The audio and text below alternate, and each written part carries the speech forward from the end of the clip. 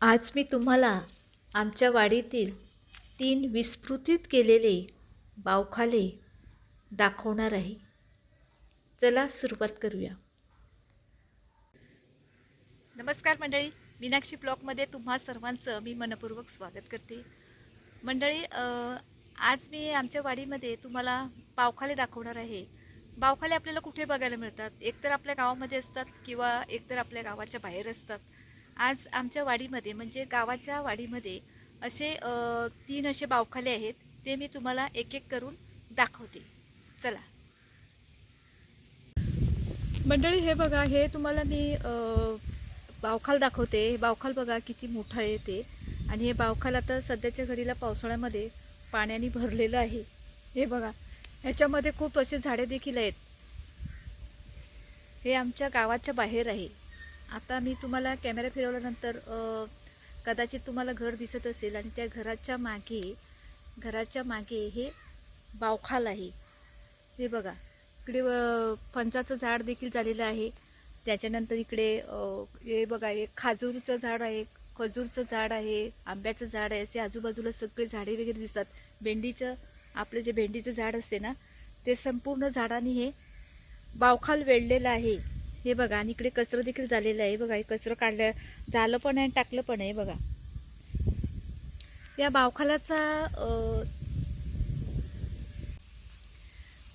बावखालाचा इतिहास असं अचूक कोणाला माहिती नाही आहे.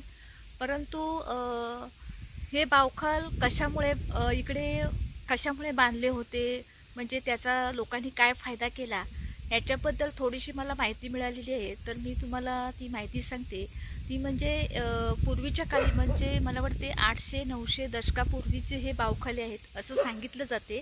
हे अंदाज असा वर्तवला जातो, कारण पूर्वीचे लोक फार प्रमाणात शेती करत होते ना. तिकडे नोकरीधंदा असं काहीच नाही. पूर्वीचे म्हणजे मी खूप जुन्या पिढीचे सांगते. 800-900 दशकापूर्वीचे लोक हे फक्त शेतीवरच उदरनिर्वाह करत होते. त्यामुळे त्यांनी ही बावखालाची म्हणजे खनन केलेलं होतं आणि ते शेती करत होते. त्यामुळे शेतीतलं जे भात लावणी, म्हणजे त्याला आम्ही बोलतो की शेतीचे जे आवण असते ना, आवण म्हणजे शेतीसाठी आपण जे बियाणं पेरतो त्याला आवण बोलतात.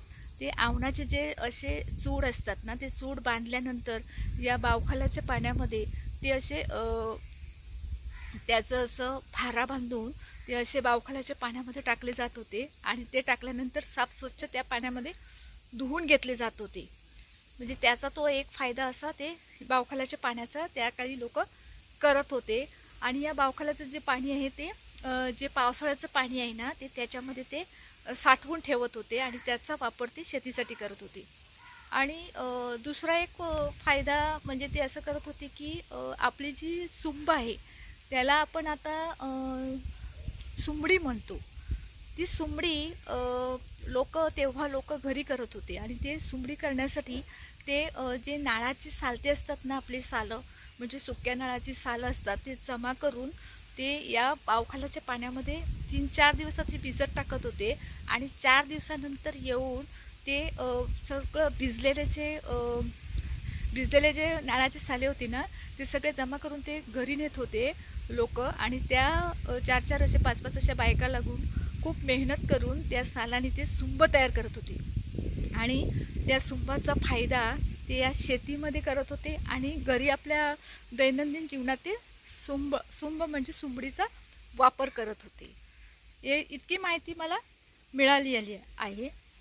आता मी तुम्हाला दुसरं एक बावखाल दाखवते. चला.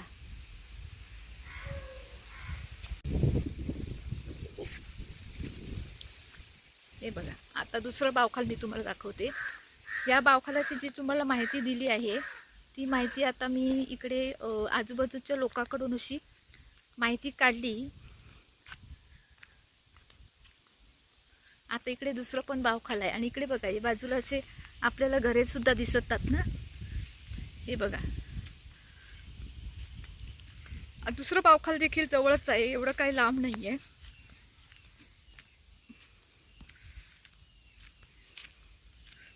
हे बघा, हे दुसरं बावखाल आहे. आणि इकडे बघा, त्या बावखालाच्या कडेला बांबू बघा किती झालेत.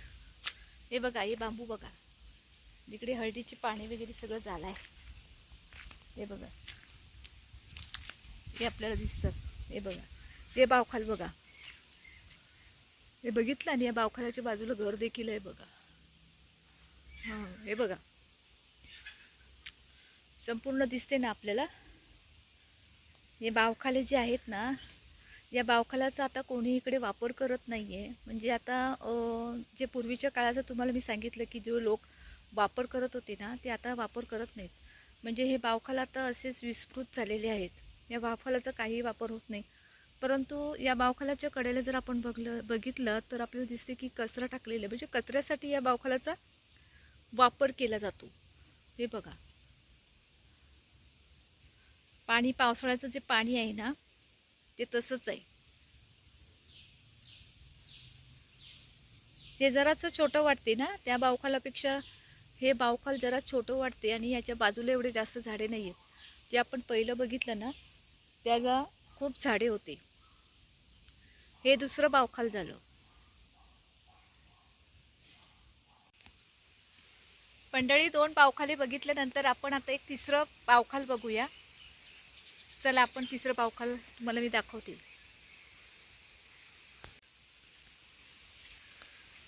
चला, हे पण जरा जवळच आहे. म्हणजे असे जवळ असे बावखाले आहेत. हे बघा, हे जरा दाटी वाटीने रस्ता बघा याचा, किती छोटा रस्ता आहे. या रस्त्यातून पार व्हायला लागते. हे बघा, हे इकडे या फटीमध्ये, इतक्याशा जागेमध्ये असं हे बावखाल आहे. हे बघा, हे बावखाल बघा.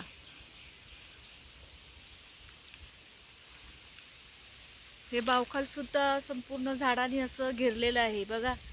जे आपण पहिलं बावखाल बघितलेलं ना, त्या बावखालामध्ये कसं संपूर्ण त्या बावखाला पाण्यामध्ये सगळं झाडे होते, तसे इकडे सगळे हिरवळ दाटलेली आहे बघा, संपूर्ण झाडे. आणि या बावखालामध्ये असं शेवाळ पण आहे बघा.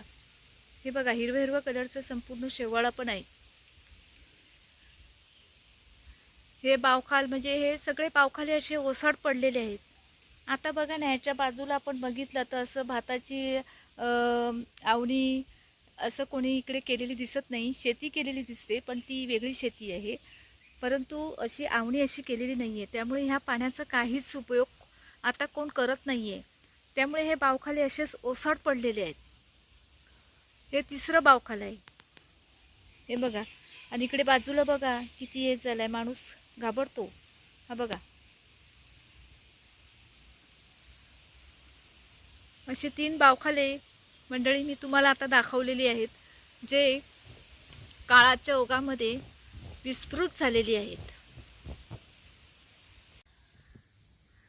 मंडळी, आपण आमच्या वाडीतील म्हणजे गावातले वाडीतील असे 3 असे बावखाले बघितलेले आहेत, जे बावखाले ओस पडलेले आहेत, ज्याचा आता काहीच वापर होत नाही. पूर्वीच्या काळी खूप वापर होत होता, पण आता मात्र काहीच वापर होत नाही. आणि ते जसेच्या तसेच आहेत.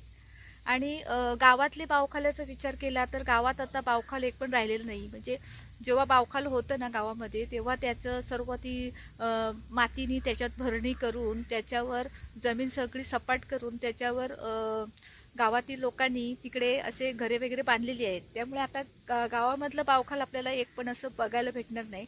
परंतु असं रस्त्यामध्ये किंवा असं वाडीमध्ये असं आपल्याला बावखाल नक्कीच बघायला भेटेल. तर मंडळी, आज मी इथेच थांबते. तुम्हाला हा व्हिडिओ कसा वाटला ते मला नक्कीच कमेंट्स करून सांगा. व्हिडिओ आवडला असेल तर लाईक करा, शेअर करा आणि हो, चॅनलला सबस्क्राईब नक्की करा. भेटते पुन्हा एकदा एका नवीन व्हिडिओमध्ये. तोपर्यंत धन्यवाद.